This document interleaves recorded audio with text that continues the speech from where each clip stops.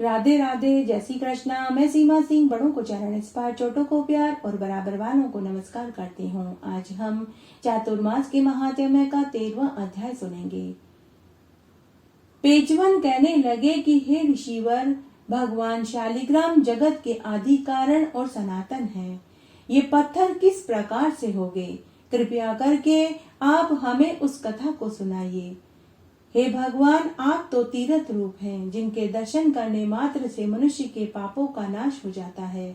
तब गालव ऋषि पेजवन से बोले कि हे पेजवन, जो इतिहास मैंने पुराणों में पढ़ा कि भगवान शालिग्राम कैसे पत्थर के हो गए, वह मैं तुमसे कहता हूँ। पहले समय में ब्रह्मा के अंगूठे से दक्ष प्रजापति उत्पन्न हुए। उनके एक कन्या बड़ी साध्वी और शुभ लक्षणों वाली सती नाम की थी, जो शिव को वेदों की रीति से ब्याही गई थी। परंतु शिव का और दक्ष प्रजापति का बैर भाव था और दक्ष प्रजापति ने शिव का यज्ञ भाग देना बंद कर दिया था। एक समय दक्ष प्रजापति ने बड़ा भारी यज्ञ किया और उसमें शिव जी का अपमान किया। सती अपने पति के अपमान को सहन न कर सकी और यज्ञ के कुंड में शिव का ध्यान करती हुई गिरकर दग्ध हो गई। उसके पश्चात सती ने पर्वतों के राजा हिमाचल के घर में आकर जन्म लिया और पार्वती के नाम से विख्यात हुई। पार्वती जी सदैव ही शिव भक्ति में रत और शिव के व्रतों में परायण रहती थी और इस प्रकार शिव जी को वरने के लिए उसने बहुत उच्च तप किया। अंतर्यामी भगवान शिव ने उसकी ऐसी अटल भक्ति देखकर एक समय पार्वती जी का दर्शन किया और उसके साथ विवाह करना स्वीकार कर लिया और सप्त ऋषियों को राजा हिमाचल के पास विवाह के निश्चय के लिए भेजा। तब पार्वती के पिता हिमाचल ने कहा कि यदि शिव जी महाराज मेरी कन्या से विवाह करना चाहते हैं तो इससे उत्तम बात और कोई हो ही नहीं सकती। लग्न के समय में ब्रह्मा, विष्णु, इंद्र आदि सभी देवता बाराती बनकर आए। स्वयं शिव नंदी की सवारी करके पहुँचे। राजा हिमाचल ने उनका मधु पर्ग आदि से स्वागत सत्कार किया और वेदों की रीति से अपनी कन्या का विवाह महादेव जी के साथ करा दिया। तब शिव जी ने पार्वती जी के कहने के अनुसार विश्वकर्मा को आज्ञा देकर एक बहुत सुंदर महल बनवाया, जिससे अति सुंदर मणि लगी हुई थी। बहुत सुंदर सुंदर बाग बगीचे थे। कामधेनु गाय चल रही थी। जहाँ तहाँ कल्प वृक्ष लगे हुए थे। नंदीगण आदि जिसके द्वार पर उपस्थित थे। इस प्रकार 3 नेत्र वाले त्रिशूल हाथ में लिए हुए शिव जी महाराज पार्वती जी के साथ वहाँ पर बड़े प्रसन्नता से पहुँचे। वहाँ कैलाश में अति सुंदर काम को उद्दीपन करने की प्रत्येक सामग्री विद्यमान थी। इसी प्रकार कामदेव जी को शिवजी महाराज ने शाप से भस्म कर दिया। वायु रूप से शिवजी के पास आकर स्तुति करने लगा कि हे शिव, हे कल्याण के कर्ता, हे स्वरूप, आपको नमस्कार है। आप सारे लोक का संहार करने वाले तथा सब चराचर जीवों के स्वामी हो।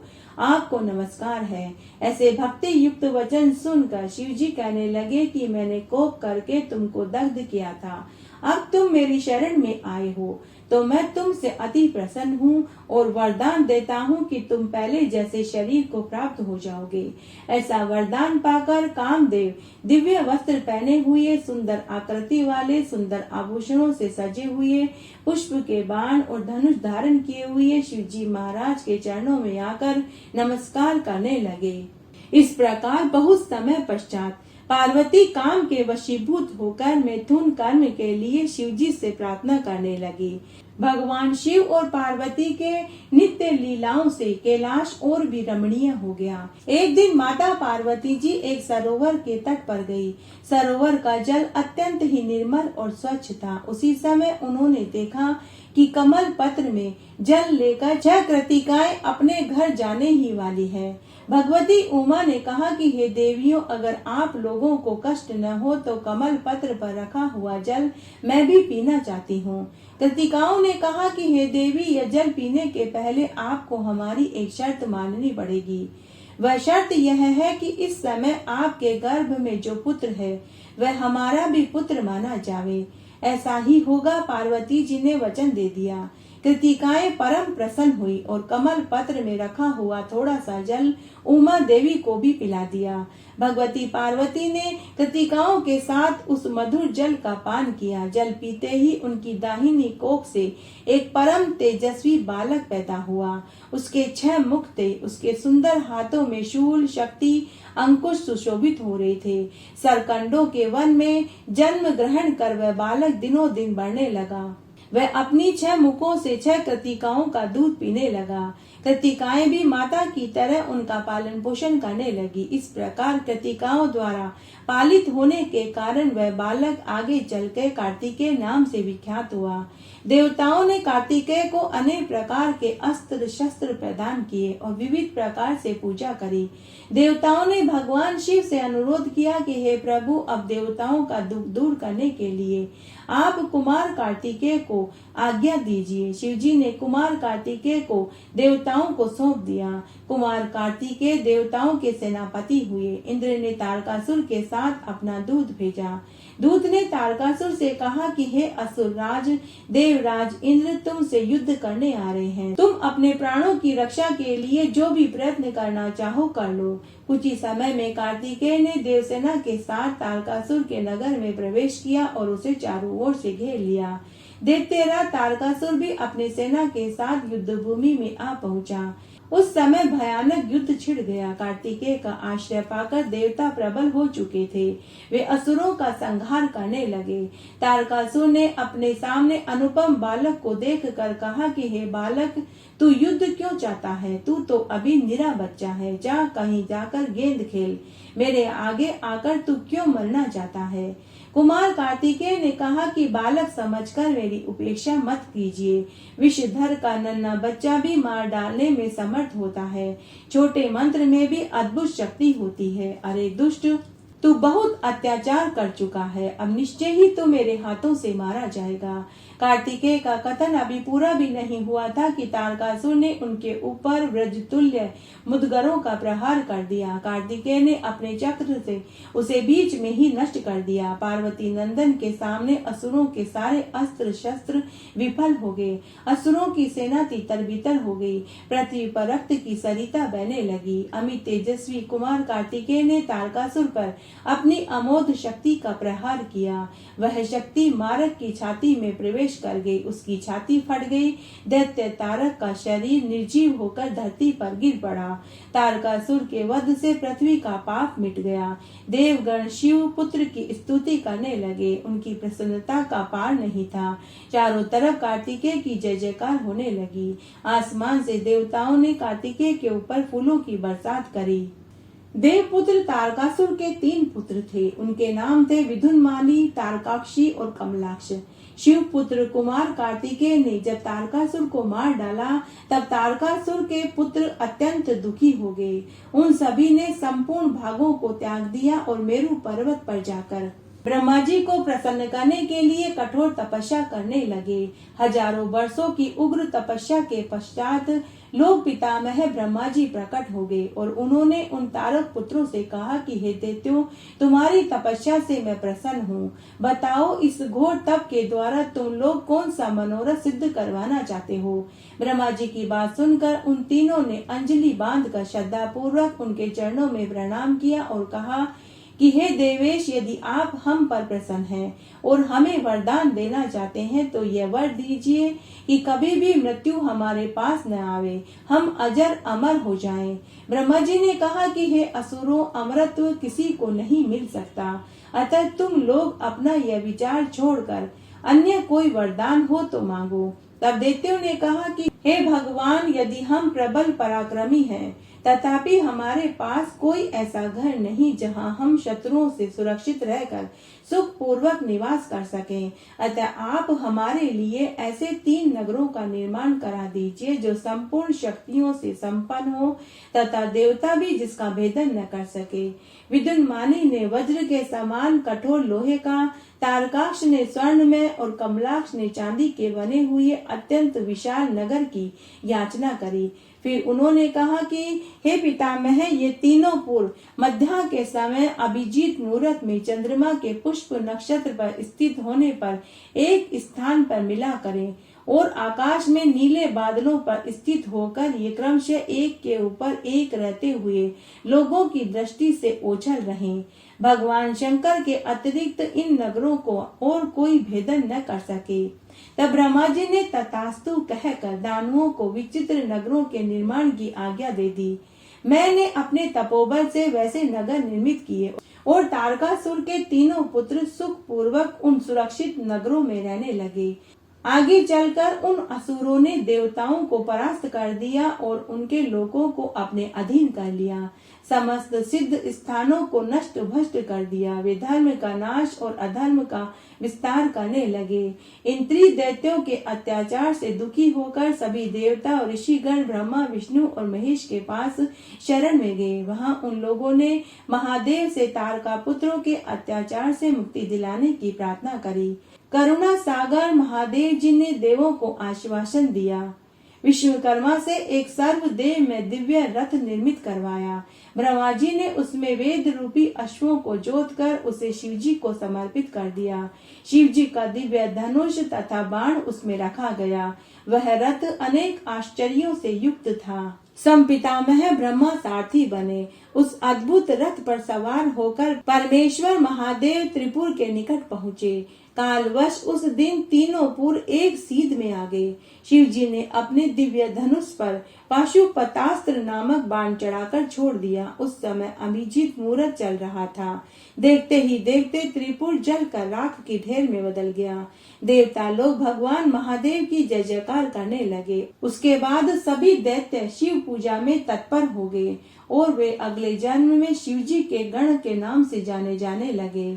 एक बार की बात है, दैत्य प्रबल होकर सभी लोगों को पीड़ा देने और धर्म का लोप करने लगे।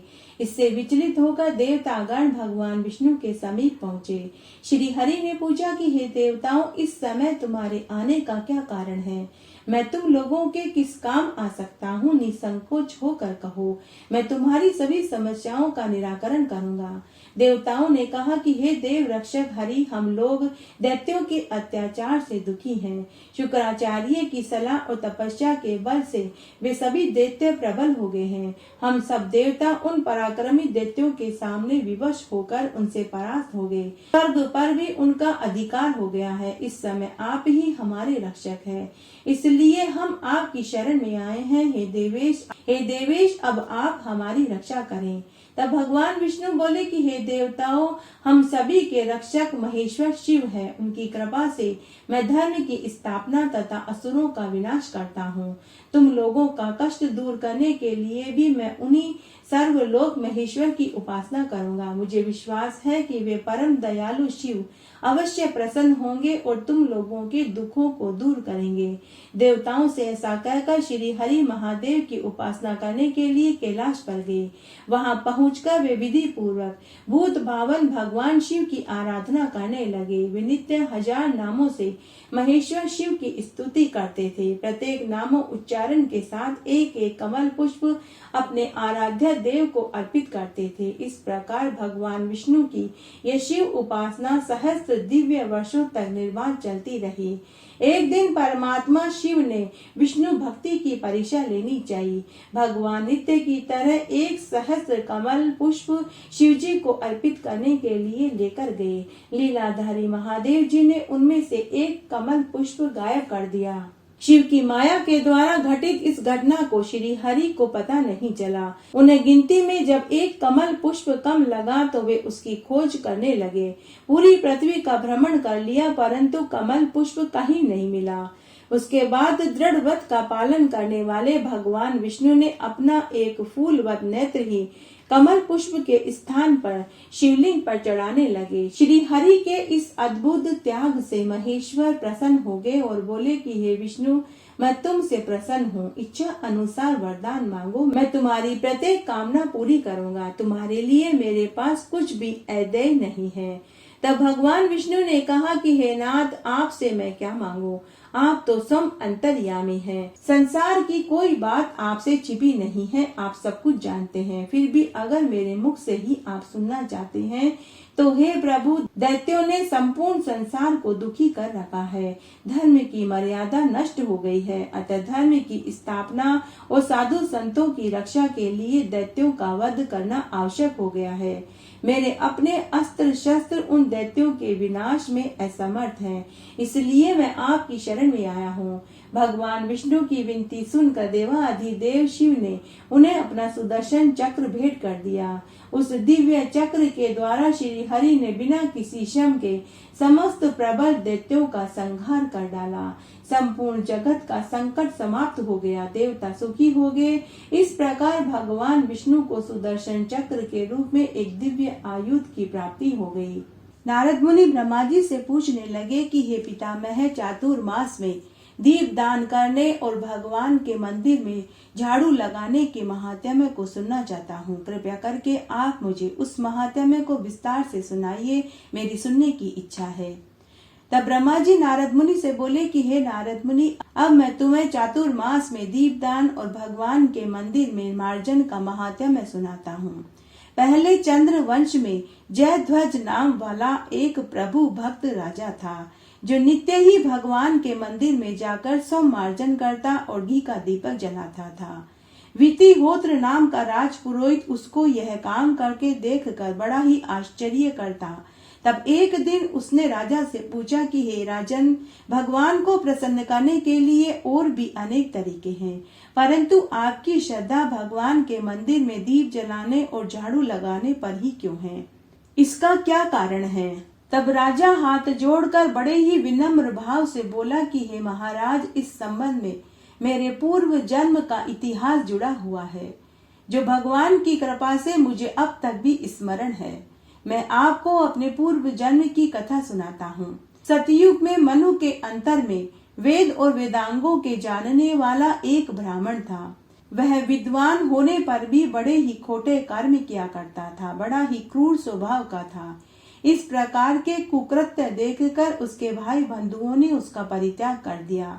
एक दिन वह भूख और प्यास से अति दुखी होकर घूमता घूमता नर्मदा नदी के तट पर पहुंचा। उसने वहीं पर प्राण त्याग दिए। उसकी स्त्री भी व्यभिचारिणी निकली, इसलिए उसको भी बंधुओं ने घर से निकाल दिया। उसके गर्भ में दंड केतु नाम का एक महापापी मैं पैदा हुआ, परंतु स्त्री और पैसे के अभाव में मैं पशुओं, जीव जंतुओं और पशु पक्षियों की हत्या करने लगा। एक रात्रि को किसी दूसरी स्त्री से भोग करने की इच्छा से मैं एक वन से दूसरे वन में घूम रहा था। तब मुझे एक सूना मंदिर दिखाई दिया। तब मंदिर में जाकर मैंने स्वयं के कपड़ों से मंदिर में झाड़ू लगाई, दीपक जलाया। तब खंडर मंदिर में दीपक का उजाला देखकर गांव के लोगों ने समझा कि कोई चोर आ गया है।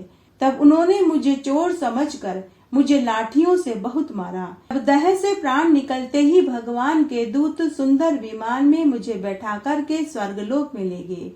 क्योंकि चातुर्मास के महीने में भगवान के मंदिर में झाड़ू लगाने और दीपक जलाने से मेरे कई जन्मों के पाप धुल गए। स्वर्ग में कई कल्पों तक मैं सुख भोग कर उसी पुण्य के बल से चंद्रवंश में राजा होकर पैदा हुआ। मुझे पूर्व जन्म की सभी बातों का स्मरण है। जब मैंने भोग की इच्छा से मंदिर में झाड़ू लगाई, दीपक जलाया, तो ऐसा सुंदर फल मिला। यदि भक्ति और श्रद्धा से युक्त होकर मैं मंदिर में झाड़ू लगाऊं, दीपक जलाऊं, तो उसके पुण्य फल का वर्णन तो कोई भी नहीं कह सकता। सूत जी कहते हैं कि भगवान का तो कोई अज्ञानता से भी पूजन कर लेता है तो उसकी भी मुक्ति हो जाती है। यह शरीर, धन, भाई बंधु सब नाशवान है, मृत्यु निकट खड़ी है। ऐसा विचार करके मनुष्य को सदैव भगवान की भक्ति में लगे रहना चाहिए। गंगा स्नान करना, अतिथि पूजन करना, यह सब तो सुलभ है, परंतु भगवान के चरणों में भक्ति कई जन्मों के पुण्य कर्मों से मिलती है। इसलिए इस मनुष्य देह को व्यर्थ न गवाकर भगवान की भक्ति में सदा रत रखना चाहिए। जो लोग भगवान को प्राप्त होते हैं उन्हीं का मनुष्य जन्म सफल है। तब नारद मुनि ब्रह्मा जी से पूछने लगे कि हे पितामह, स्वयं दीपक जलाने का इतना सुंदर फल मिलता है, अगर दूसरों के दीपक को बुझने से बचाएं या दूसरों के दीपक को जलाने का क्या फल मिलता है, कृपा करके आप मुझे उस कथा को भी सुनाइए। तब ब्रह्मा जी बोले कि हे नारद, तुम ध्यान से सुनो। मनु के वंश में रेवत नाम के राजा के यहाँ भद्र बुद्धि नाम का पुत्र पैदा हुआ। उसे अत्यंत बलवान शूर वीर सुदर्शन नाम का एक पुत्र हुआ। भद्र बुद्धि की राजधानी नर्मदा के तट पर थी। एक समय वीर सुदर्शन वन में शिकार खेलने के लिए गया। वन में इधर उधर वह अपने साथियों सहित घूम रहा था। तब उसे एक सुंदर कन्या दिखाई दी। तब सुदर्शन अपने साथियों को वहीं छोड़कर घोड़े पर चढ़कर नदी के पार उस कन्या को देखकर उसके ऊपर मोहित हो गया। कन्या भी उस बलवान शोभायुक्त वीर पुरुष को देखकर लज्जा को प्राप्त हुई। सुदर्शन ने उससे पूछा कि तुम कौन हो?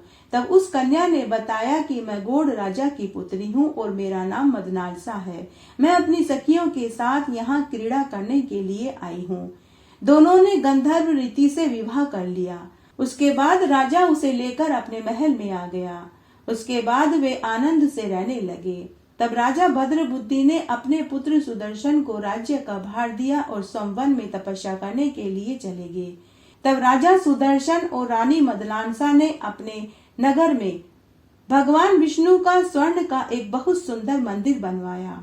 उस मंदिर में वे दोनों ही पूजन और दीप दान करने लगे। एक समय रानी भगवान विष्णु के मंदिर में दीपक जला रही थी। उसी समय राजा ने उसे बुलाया, परंतु रानी को दीपक जलाने में थोड़ा समय लग गया।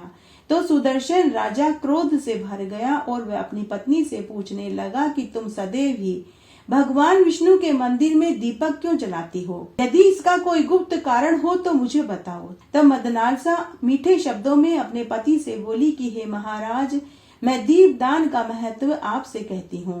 मदनालसा बोलने लगी कि आप मेरा चरित्र सुनिए। यह घटना मेरे पिछले जन्म से जुड़ी हुई है। पिछले जन्म में मैं दंडक वन में अन्न कर्ण भक्षण करने वाली चुईया थी। एक समय गोदावरी के तट पर भगवान के मंदिर में रात्रि को जलता हुआ दीपक बत्ती छोटी होने के कारण बुझने लगा, तो मैंने बत्ती को लोभ से पकड़कर ऊपर को उठाया तो दीपक तो जल गया, परंतु मेरा मुख जल गया। उसी दुख से मैं मृत्यु को प्राप्त हो गई। रात्रि को भगवान के मंदिर में दीपक की बत्ती को प्रज्वलित किया, इसी से मैं इतनी रूपवान हुई और आज मैं आपकी रानी बनी। यदि श्रद्धा से भगवान के मंदिर में दीप दान किया जाए तो उसके फल का वर्णन तो कोई भी नहीं कह सकता। ऐसा सुनने के बाद सोम राजा सुदर्शन भी अपनी पत्नी मदनालसा के साथ विष्णु भगवान के मंदिर में दीपदान करने लगा और वे इस जीवन के समस्त सुखों को भोग कर मरने के बाद वैकुंठ को प्राप्त हुआ। इस तरह आज हमने चातुर्मास का 13वां अध्याय सुना। आशा करती हूँ यह आपको जरूर पसंद आएगा। मेरे साथ बने रहने के लिए आपका धन्यवाद। आगे आने वाली कथा कहानियों के लिए भी आप इसी तरह मेरे साथ बने रहें। धन्यवाद।